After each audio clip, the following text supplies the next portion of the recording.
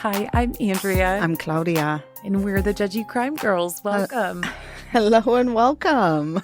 It's sweater weather. Not quite. I mean, it is for you, not for me. You know, it was such a beautiful weekend, but I was all pissed off that I had to turn on the air again because it got too hot. Oh my gosh, I'm driving Kenny crazy because I have the AC on, but then I will turn my fireplace on.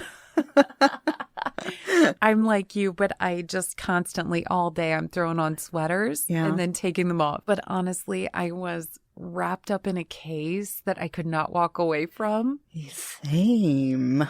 So I just kept going outside with Coco and we would run around and then I'd come back in. Mm-hmm. And Coco keeps me on my toes, man. Yeah, she probably will be for the next couple years at least.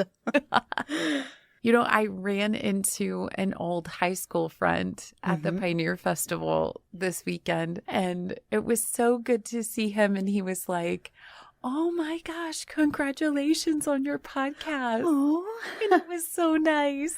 It's so funny because I just sit here and talk to you and I don't even think about people actually listening. Right. Especially people we know. And speaking of people listening, we want to give a quick shout out to our new subscriber, Mark. Hello. Welcome. Thank you so much. Mark, you're amazing. And we're so glad you're with us. He gave us a very nice shout out on Instagram today. So that was super sweet. Love it. Oh. Thank you, Mark. That. We love the shout outs. Well, today is our public case that you have for us, right? Mm-hmm. And for facts and snacks, we have Ruffles potato chips. Yeah. And she's got this Coke with her, a can of Coke that is as red as her fingernails. Today. I love it. Brings my tan out that I don't have, that I think I have. But I don't.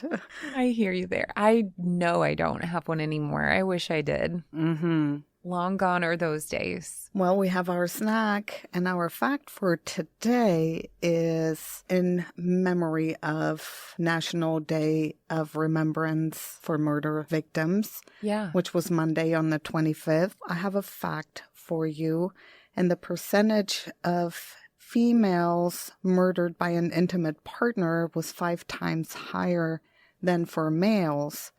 So by comparison, about 6% of the 17,970 males murdered that year in 2021 were victims of an intimate partner.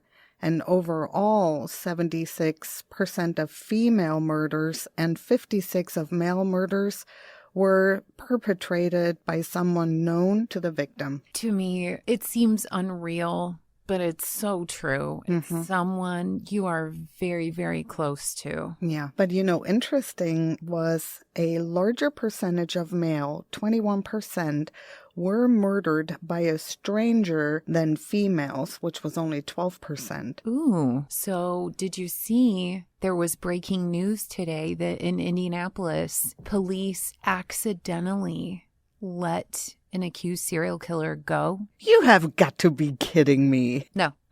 Police were fired over it. I mean, he was on death row? He was accused. Accused. Okay. Right. I saw it as a live on Facebook today, but they waited 6 days to tell the public. Was he roaming around free? He walked out of there? So it was a murder suspect accidentally released from jail in Indiana, and police kept quiet about it. And that was NBC News. That was 5 days ago. His name is Kevin Mason. $10,000 reward offered after he was accidentally released from our Indiana jail. The manhunt is on. That was posted 2 days ago on ABC. Okay, if there's no update, then he is still on the loose. Right. Oh my God. Now it says that they believe he fled Indy. So he could be in anywhere. We don't know. Yeah. Yeah. Wow. Oh my gosh, that's kind of scary. Yeah. And we don't know if he did it or not, but still, it's pretty terrible that they just let him go. Wow. Yeah. Yeah, that's a mistake you don't want to make. Well, it really makes me mad that they kept quiet about it. Yeah. For days. Not just like 24 hours or anything. Right. Like 4 days. That's awful. That is terrible. So that's real life worries. Make sure you lock your door at night. So what you got for us today? So I'm going to circle back to what we talked about during Facts and Snacks about the National Day of Remembrance for murder victims. So Robert and Charlotte Hullinger from Cincinnati, Ohio, formed Parents of Murdered Children after their 19-year-old daughter Lisa was murdered on September 25th, 1978 in Hamburg, Germany, while she was there on a work-study program. But 20 years later, Gloria Gomez was murdered pretty much the same way by the same guy. Oh my goodness. Now, what was that they founded? It's called Parents of Murdered Children. Okay. And I will post a link to that and tell you a little bit about it.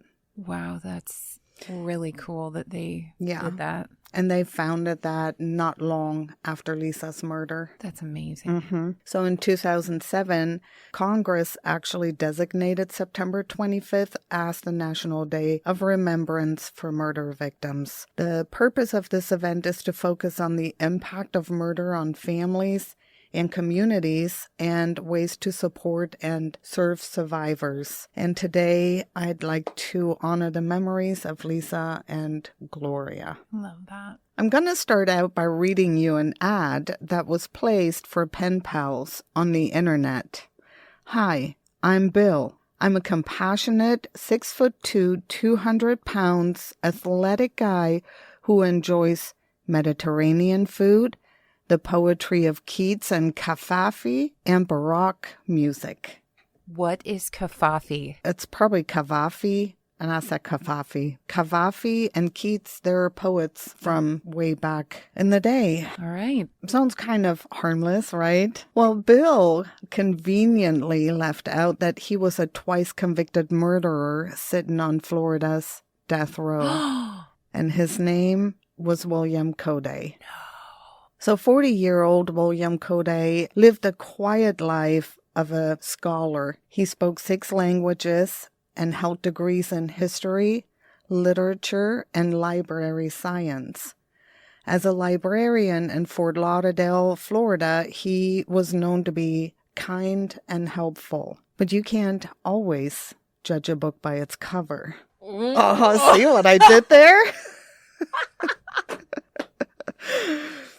When Cody failed to show up for work one day, a concerned colleague looked for him at his apartment, only to discover the body of Gloria Gomez. Gloria Gomez had moved to Fort Lauderdale from Colombia, and she met Cody, who was, at the time, twice divorced, at the Broward County Library as she was checking on her immigration status. He worked there as a foreign languages librarian and impressed her with his almost fluent Spanish and his eagerness or willingness to help her. Cody and Gloria were in an on-again, off-again intimate relationship from January 1996 to June 1997. And in early June of 97, they had an argument in which he accused her of having an affair with another man, and after this argument, she broke off contact with him and moved out of his apartment in Fort Lauderdale, and she moved in with some friends in Miami. So for over a month, he attempted repeatedly to reconcile with her and stalked her, but he could never get her alone. Desperate to contact her, he left an urgent message with her family friend stating that he was going to be hospitalized. And in response, she called him that evening. And during the conversation, he lied to her and told her that he had cancer. And Gloria made the mistake of believing him, and she promised to visit him on Friday, July 11th, 1997, between 10 a.m. and 11 a.m. So she gets to his home around 1 p.m. on July 11th, and he was already pissed because she was late She said she'd be there between 10 and 11. They first discussed his medical situation, but then Cody shifted the focus of their conversation to his desire to have her back. He led her into his bedroom where the conversation continued, and when she told him that she did not love him in the way that he thought, and that she had to get the rest of her things from his apartment, he flew into a rage and he punched her. Oh my goodness. Now this is going to get gruesome. He then picked up a hammer and struck her, causing her to fall. And while in the process of hitting her again, he lost his balance and he fell on top of her. So she managed to grab the hammer out of his hand. However, he found another hammer. What? In his bedroom. It was premeditated. He already had it there. You can tell me whatever you want. Right. So he found another hammer and continued hitting her. Cody then went into the kitchen, retrieved a knife, and started stabbing her. Finally, he drove the knife into her throat and held it there until she died. Oh, my God. The cause of death was multiple blunt and sharp force trauma injuries. Now, this is where it's going to get gruesome. According to the medical examiner who performed the autopsy, there were 144 wounds inflicted on her. 57 of which were blunt force trauma injuries consistent with being hit by the flat and the claw side of the hammer. The remaining 87 wounds were sharp force wounds consisting of 41 stab wounds, like the wounds were deeper than they were long, and 46 incise wounds, which means they were longer than they were deep. That is like an animal. Mm-hmm. How terrifying. And to think that she came there with an innocent, pure heart. Yeah. And, you know, a lot of people don't have it in them to say and care enough to say, look, I don't love you the way you love me, right, to their face, which she did everything right. She sure did. She had multiple defensive wounds on the palms of her hands and on her arms from blocking the blows and grabbing the weapon. The medical examiner testified that she was alive for all but one of the 144 stab wounds and hammer blows. The brutality of the attack, coupled with her defensive wounds and her movements and blood spatter, suggested that she knew she was fighting for her life and she was aware of her impending death. This is one of the most horrific deaths you've talked about to me. Yeah, she was awake for all of it except the final one when he put the knife in her neck. So when Cody failed to show up for work following the murder, like I mentioned earlier, a concerned colleague looked for him at his apartment and found the body of Gloria Gomez, and Cody was nowhere to be found. That's because he fled to Europe. But 3 months later, he came back and went to his ex-wife's apartment in New York, and a woman actually called the police and told them that there was a man staying at her friend's house who is wanted for murder. So the police go to his ex-wife's house and he was arrested. Do you think he learned all of these languages just that was part of his plan? So he could just go to any country, blend right in? I don't know. I mean, some people have a genuine interest in languages. Some people do like to travel. I don't know if that was his intent per se, but he was super smart, though. I mean, he was very, very well educated. I think you're most likely a killer because you have... No, I'm kidding. I'm joking. Right. But no, 6 languages is a little overboard. It's almost like you are at this point obsessing about it. That's a lot. He is incredibly smart, maybe a side hobby, and it's just loves to learn it. But also he's clearly using it to his advantage immediately after a murder. So anyway, he was arrested and he confessed. In fact, he actually wrote a 205-page manifesto to Gloria that described the murder and his obsession with her. And on the last page, he claimed that he didn't remember his fatal attack on her. And he wrote, "I don't remember anything else, dear Gloria.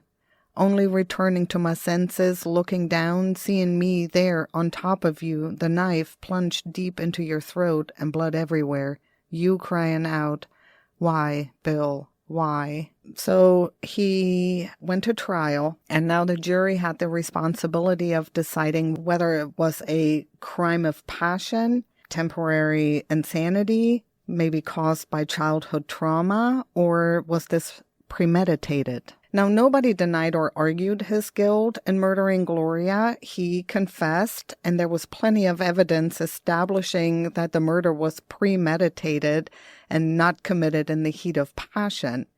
And the evidence shows that on July 10th, the day before the murder, Code booked a flight which was scheduled to leave from New York to Paris, France on July 12th, the day after the murder. On July 10th, also the day before, he withdrew $6,000 from his bank account and bought $2,000 worth of traveler's checks.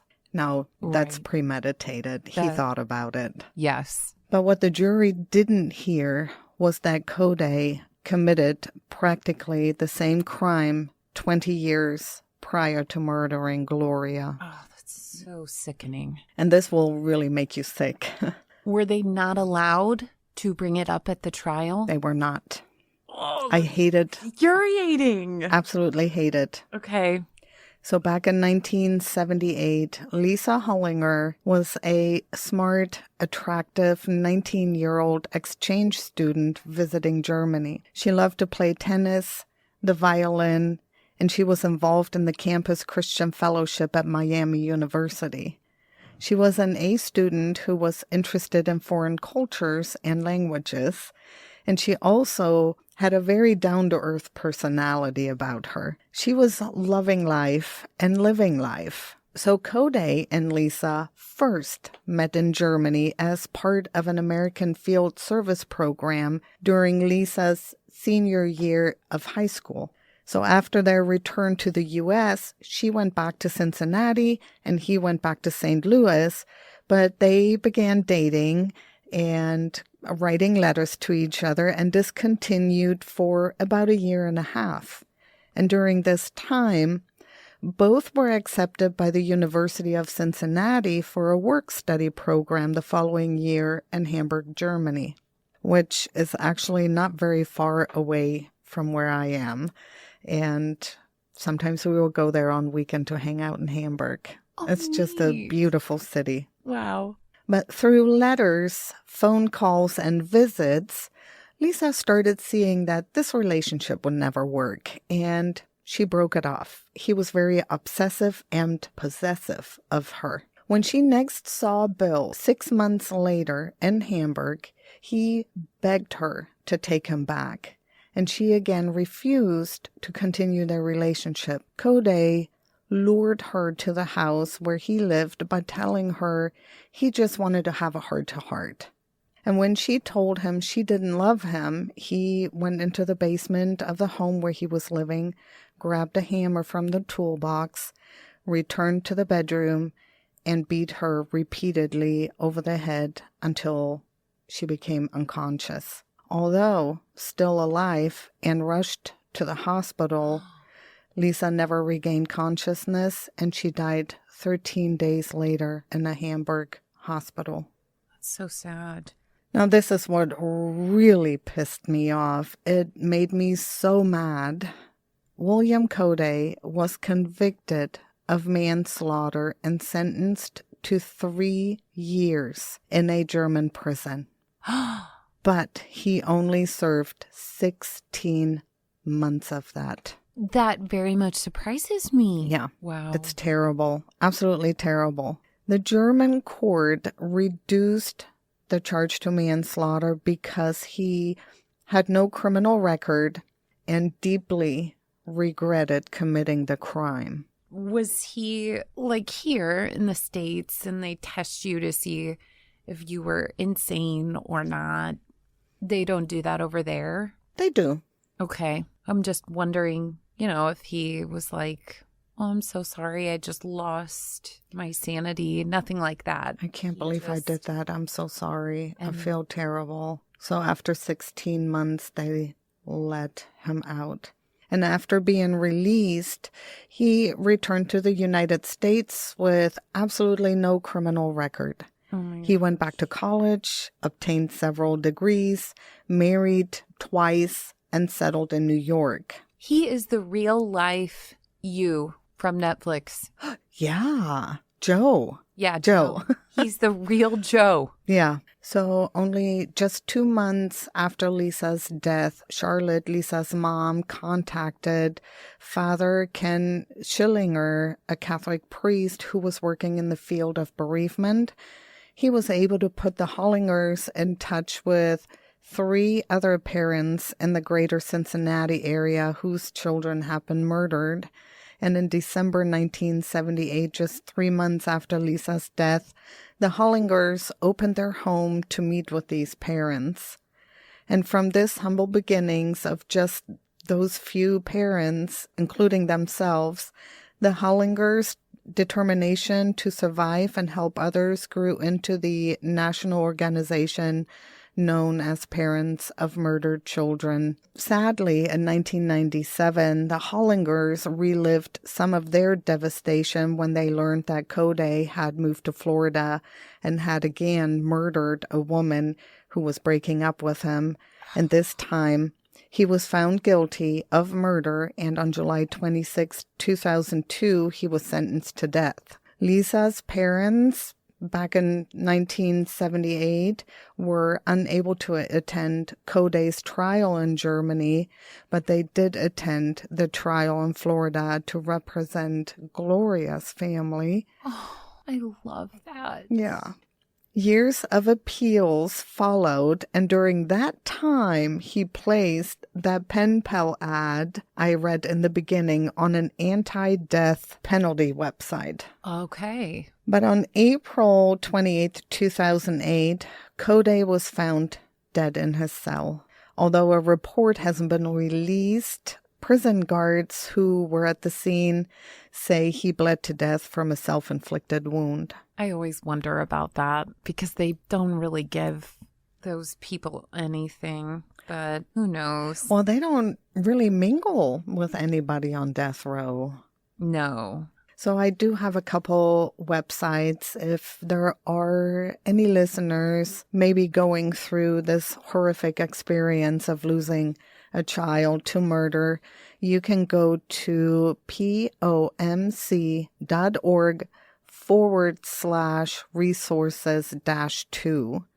And that's the Parents of Murdered Children website. Or you can go to globaljusticerc.org/Parents of Murdered Children.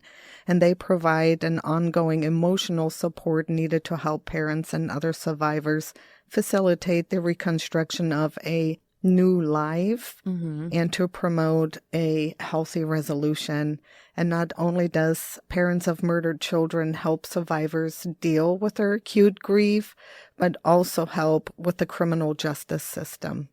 Oh, nice. Good. And they have all kinds of resources on their website. Wow, what a legacy that they gave to their daughter. That's amazing. I love the community part of it where there's just so much support and power in that. I love that. Yeah. That's very interesting. Very sucky of Germany, Claudia. I'm sorry. It's awful. Yeah, terrible. I hope that they change that soon. That's very brutal, awful murder. Both of them. Yeah. Children especially are just so hard. Sometimes I cannot. I just cannot. Oh, I know. But when it's murdered children, it doesn't always necessarily mean they're little. I mean, if my kids are 20 and 28, I would join that group too. Right. Oh, so. Yeah, absolutely. Wow. Good case. I'm so glad you shared that. especially for this week. That was perfect. Yeah, it's been weighing on me, and thank you so much for listening. Thank you for sharing. All right. Well, definitely, if you guys loved Claudia's sharing of this case and feel compelled to do so, run over to leave us a review on Apple Podcasts.